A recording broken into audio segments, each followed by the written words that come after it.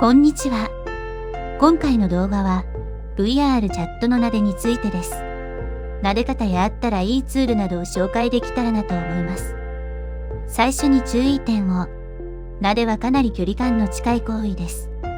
嫌な人も当然いるので、倍を確認したり一言かけるなどしてトラブルを起こさないようにしましょう。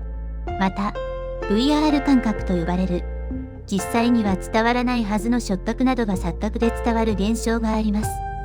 感覚があるかは人によりますが、痛みやモヤモヤとした不快感と感じる人もいます。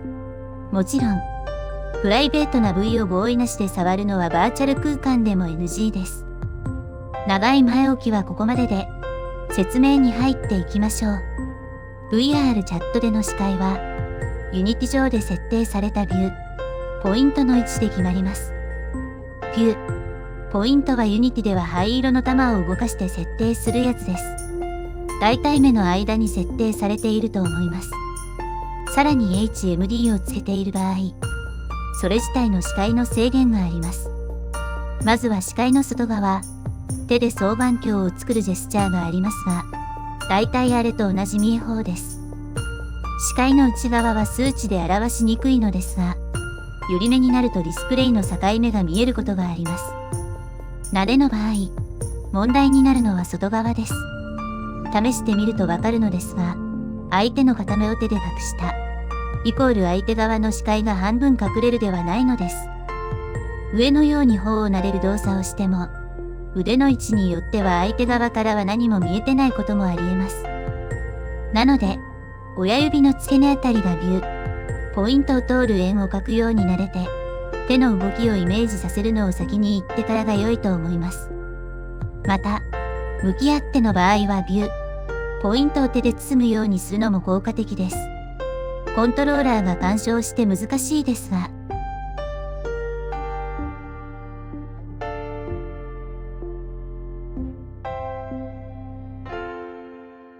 人差し指でビュー、ポイントの周りをなぞる方法もありますが、結構人によって合う、合わないがある方法ではあります。勢い余って目つぶしにならないようにだけ気をつけましょう。個人的に一番やりやすい鏡を見ながらの撫でです。相手側が見える範囲が広いので、髪を手節のように撫でたり、耳を触ったりなど特定の部位を狙った動きがしやすいです。座るポーズによって密着感を高めることもできます。毛も耳はフィズボーンが入っていることが多いので触ってて楽しい。顔の輪郭に沿って撫でると相手が動きがイメージしやすくていい感じ。次は撫で撫での時にしておいた方がいい設定をご紹介。まずはフォースド、カメラ、ニア、ディスタンスです。基本的には OFF にしておくものですが、顔や手が近づいた時に消える場合はダイナミックなどに変えましょう。次はユニティでの設定。距離フェードの設定です。顔や手が視点に近づいた時に肌の色を暗くして、目隠ししている感じを出せます。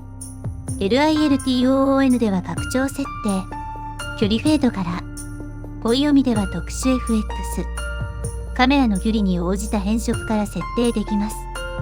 色は適当に肌を3段階くらい暗くした色でいいと思います。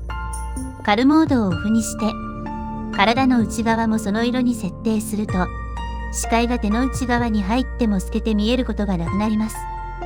また、距離クリッピングキャンセラーをオンにしておくと、相手側がファークリップの設定をしなくても、至近距離で手などが消える現象がなくなります。便利ツールのご紹介です。まずは OVR アドバンスドセッティングスの中の機能であるスペースドラッグです。このようにボタンを押しながら手を動かすと、VR 空間内の自分の位置を調整できます。少し導入が複雑ですが、あるととても便利です。続いてはゴロ寝システムと睡眠システムです。どちらも3点向けのアバターに組み込むギミックです。デフォルトでは伏せ、しゃがみはこのモーションですが、ゴロ寝システムを使うと、ペタン座りや仰向けに寝るなどに切り替えられます。また、睡眠システムで立ちモーションをうつ伏せや空気椅子に置き換えることができます。また、この2つは同時にセットアップできるようになっていて、導入もワンクリックです。しゃがみ置き換えというこちらもよく使われていたギミックがあったのですが、現在ショップが閉鎖されているので購入できなくなってしまいました。このあたりのものを入れておけば、大体の相手の身長と体勢に合わせられると思います。最後に、表情をメニューから固定するギミックです。デフォルトだと撫でるときに無表情になりやすいので、あると便利です。いろいろな方がギミックを販売しているので探してみてください。ということで撫でに関するいろいろでした。一番重要なのは相手が心地よくなっているかなので、反応をしっかり見ながら撫でましょう。